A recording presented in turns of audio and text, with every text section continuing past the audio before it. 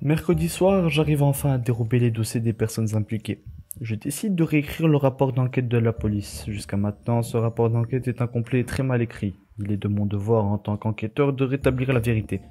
Mon rapport d'enquête se base sur les témoignages des personnes qui ont été impliquées dans l'affaire et se complétera, je l'espère, avec les miens.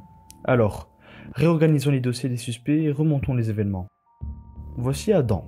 Il a une belle éloquence et de manière générale, les gens l'apprécient. Ce qui est intriguant avec lui, c'est qu'il passe la majorité de son temps dans ce café à ne rien faire.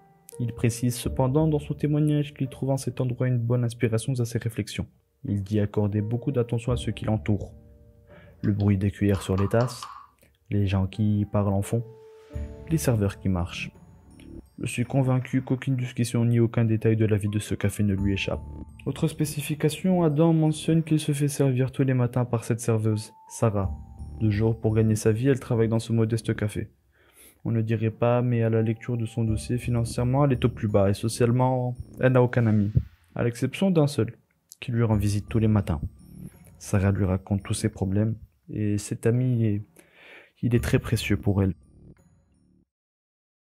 Un mardi matin, Sarah se présente à Adam avec un œil au beurre noir. Sarah lui explique que la nuit dernière, elle s'est fait agresser par un homme. Au même moment, Adam voit un habitué du café rentrer dans le local qui n'est d'autre que le meilleur ami de Sarah. Sarah va donc l'accueillir et Adam sort du café. Il voit quelqu'un passer en courant. Il ne parvient pas à apercevoir son visage. Dans sa course, le coureur fait tomber une médaille. Adam la ramasse et la met dans sa poche. Comme mentionné dans son dossier, il espérait la signaler sur les réseaux pour retrouver à qui elle appartenait. Lorsqu'il continue de marcher, une patrouille de police qui était à la recherche du fugitif l'arrête. Elle lui demande de vider ses poches. Et au moment où il met sa main dans sa poche, il sort la médaille immédiatement. La police l'arrête pour vol et intrusion. Remontons un peu plus loin, sachant que c'est là où je rentre en jeu. Lundi soir, je concrétise à l'aide d'un complice un plan de vol. Je rentre chez moi et je commence à me poser des questions sur ce que je suis en train de faire. En plein milieu de ma réflexion, je me lève et je commence à me rendre à la cuisine. J'étais aux aguets.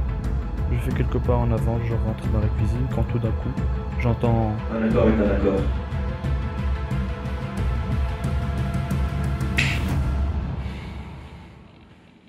Je suis venu récupérer ma part du marché. Ta part du marché. Ta part du marché.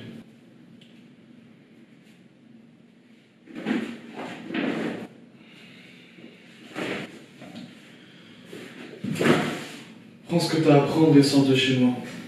Je sors de la cuisine et en partant, j'entends la porte claquer. Toujours le lundi soir, du côté de Sarah.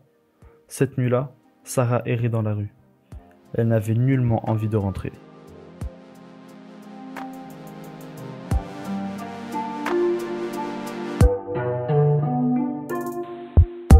I don't want a friend.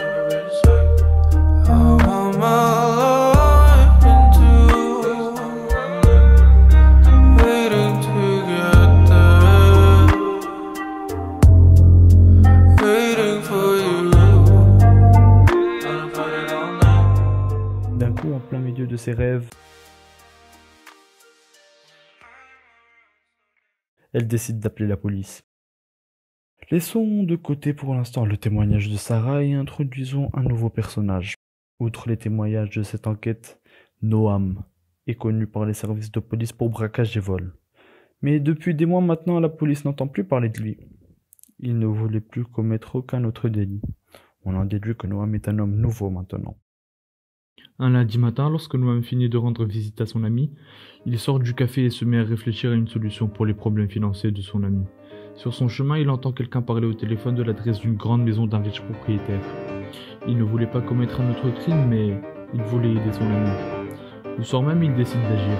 Il se rend à l'adresse du riche propriétaire et de la manière la plus discrète possible, il s'introduit dans la maison et vole tout ce qui peut avoir de la valeur.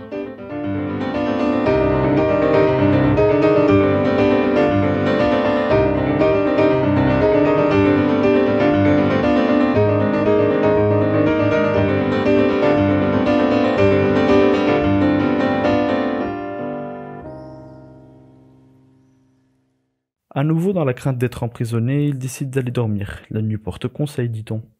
Le matin, quand il se réveille, le sac a disparu et aucun policier ne s'est présenté à sa porte. À son grand étonnement. Ne pouvant signaler le vol à la police, il rend visite à son ami, comme tous les matins. Noam a accepté de me raconter son histoire, mais en contrepartie, je lui ai promis de tenter d'alléger sa sanction et de trouver l'identité de la personne qui a agressé son ami. Néanmoins, qui lui a volé le sac? Et pourquoi la police n'est pas chez lui? Eh bien, mardi matin, la police est arrivée chez moi. Pendant la nuit du lundi, après que Noam est allé dormir, quelques minutes plus tard, c'est moi qui me suis introduit chez lui. Et j'ai volé son sac. Plus tard dans la nuit, une fois arrivé chez moi, je reçois la visite de mon complice qui me demande sa part. Il prend son dû et s'en va. Ce que je ne savais pas encore, c'est que mon complice est revenu quand j'étais endormi pour prendre le reste du butin. Dès qu'il est sorti de la maison, il appela la police et me dénonça. Une fois l'appel fini, il a sûrement retiré la carte SIM de son téléphone et l'a cassée pour brouiller les pistes. Ce bâtard a très bien réussi son coup. C'est lui qui m'a demandé de souffler l'adresse de la maison aux oreilles de Noam.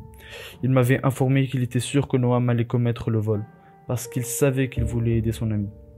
Il a agressé Sarah pour qu'elle n'appelle pas la police lorsqu'elle a vu Noam. Ce complice, comme je l'appelle depuis le début du rapport, est bien connu par les services de police.